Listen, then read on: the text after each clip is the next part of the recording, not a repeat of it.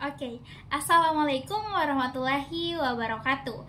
Perkenalkan, nama saya Fatimah Zahra dengan NIM 4522091156, kelas E, Angkatan 2022, Universitas Bosowa, Fakultas Psikologi.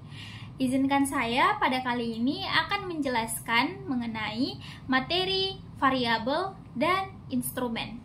Untuk video lebih lengkapnya, check it out.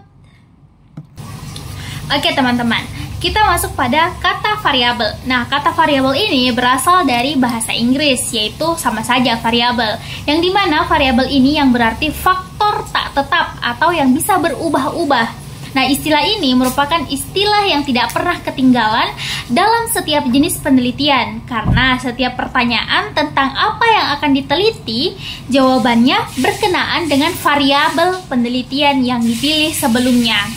Oke, selanjutnya ada pendapat lain mengenai pengertian dari variabel itu sendiri, di mana variabel adalah konstruk atau sifat yang akan dipelajari. Contohnya, tingkat aspirasi, penghasilan, pendidikan, status sosial, jenis kelamin, golongan gaji, produktivitas kerja, dan lain-lain.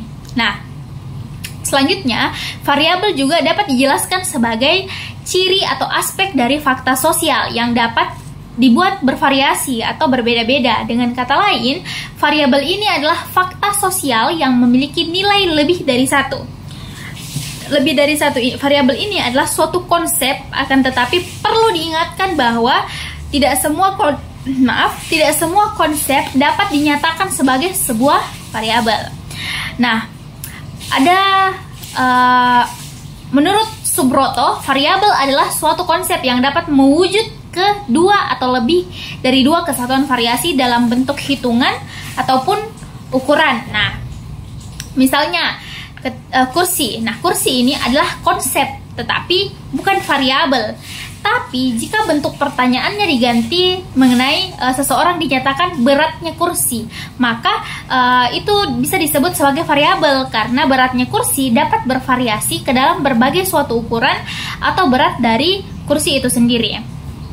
Nah, variabel ini juga ada macam-macamnya. Nah, macam-macam variabel penelitian itu dibedakan antara variabel kuantitatif sama kualitatif.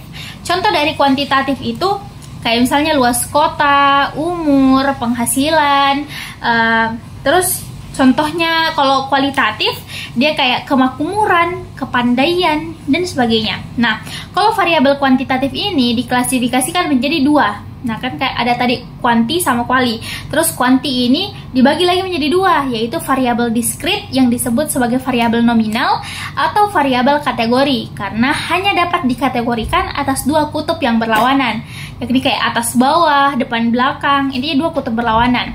Terus yang kedua itu ada variabel kontinum. Nah, variabel kontinum ini dibagi menjadi tiga, ada ordinal, interval, sama rasio. Nah, terus ada variabel kualitatif. Kalau variabel kualitatif itu variabel yang tidak bisa diidentifikasi atau kebalikannya kuanti. Nah, variabelnya kuali ini tidak dapat dinyatakan dalam bentuk angka, tetapi ke dalam bentuk kategori.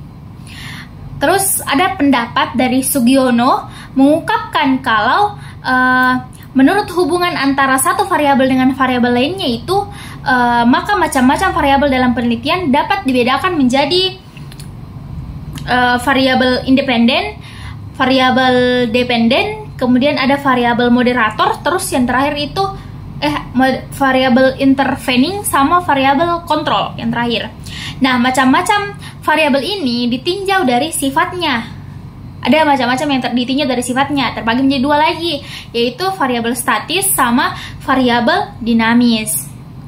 Selanjutnya itu pengukuran variabel. Nah, pengukuran variabel dapat dikelompokkan menjadi 4 lagi, 4 skala. Nah, ada skala nominal, skala ordinal, skala interval, sama skala rasio. Biasanya untuk ini digunakan pada penelitian kuantitatif dan digunakan aplikasi software. Oke, selanjutnya kita masuk pada instrumen penelitian. Pada bab 15. Instrumen penelitian. Nah, instrumen penelitian ini adalah semua alat yang digunakan untuk mengumpulkan, memeriksa, dan menyelidiki suatu masalah. Instrumen penelitian dapat diartikan pula sebagai alat untuk mengumpulkan, mengelola, kemudian menganalisis, dan menyajikan data-data secara sistematis atau berurutan, serta bersifat objektif dengan tujuan memecahkan suatu persoalan atau menguji hipotesis atau kesimpulan sementara. Jadi, semua alat yang bisa mendukung suatu penelitian bisa disebut sebagai instrumen penelitian. Nah, dalam penelitian kualitatif, instrumen penelitian adalah peneliti sendiri. Nah, instrumennya itu peneliti sendiri. Nah, tapi dalam penelitian kuantitatif, instrumen harus dibuat dan menjadi perangkat yang independen atau berdiri sendiri dari peneliti. Nah, instrumen penelitian dalam penelitian kuantitatif terbagi menjadi dua, yaitu tes dan non-tes. Sebagai instrumen penelitian adalah suatu alat yang berisi serangkaian soal yang harus dijawab oleh responden untuk mengukur suatu aspek tertentu sesuai dengan tujuan penelitiannya. Sedangkan kalau non-tes, dia seperti skala atau angket. Atau kayak isinya itu daftar pernyataan yang digunakan bagi orang untuk menggunakan teknik pengumpulan data kayak angket. Nah, terus langkah-langkah dalam menyusun instrumen penelitian itu, katanya Iskandar, yang pertama itu mengidentifikasi variabel, kemudian menjabarkan variabelnya, setelah itu mencari indikator, lalu setelah itu mendeskripsikan kisi dari instrumennya, lalu merumuskan item pertanyaan, dan terakhir membuat petunjuk pengisian dari instrumen tersebut.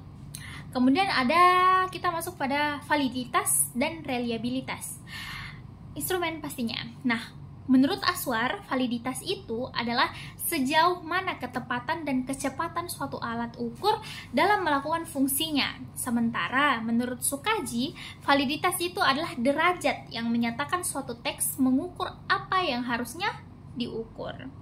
Jadi kayak misalnya sama kayak penggaris, dia gunanya apa, dia harus mengukur apa sesuai fungsinya gitu. Lalu menurutnya Sugiono, reliabilitas ini adalah serangkaian pengukuran atau serangkaian alat ukur yang memiliki konsistensi bila pengukuran yang dilakukan dengan alat ukur itu dilakukan secara berulang. Jadi misalnya ada alat ukur kemudian digunakan secara berulang-ulang kemudian hasilnya sama, berarti itu reliable. Nah, pengujian validitas instrumen menurut Sugiono ada tiga jenis. Ada pengujian validitas instrumen, yaitu pengujian validitas konstruk, kualitas isi, dan validitas eksternal. Mungkin itu saja video saya. Oke, kemudian ada pengujian validitas instrumen. Nah, pengujian validitas yang pertama itu ada pengujian validitas konstruk, yaitu instrumen yang mempunyai kualitas konstruk jika instrumen tersebut dapat digunakan untuk mengukur gejala sesuai dengan yang didefinisikan, misalnya efektivitas kerja. Nah, yang kedua itu ada pengujian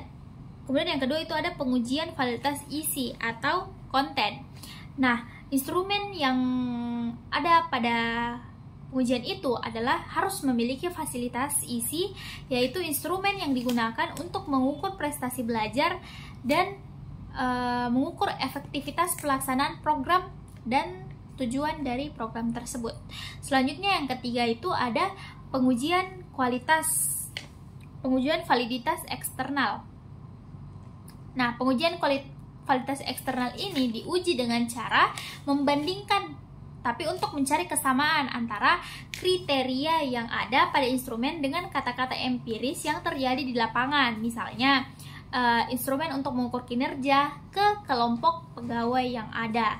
Kemudian, selanjutnya, hasil penelitian itu dikatakan reliable bila terdapat kesamaan data dalam waktu yang berbeda. Jadi instrumen yang reliable ini dan valid merupakan syarat mutlak untuk mendapatkan hasil penelitian yang valid dan reliable pula. Sekian dari presentasi saya. Kurang dan lebihnya mohon dimaafkan. Assalamualaikum warahmatullahi wabarakatuh. Terima kasih. Semoga berkah.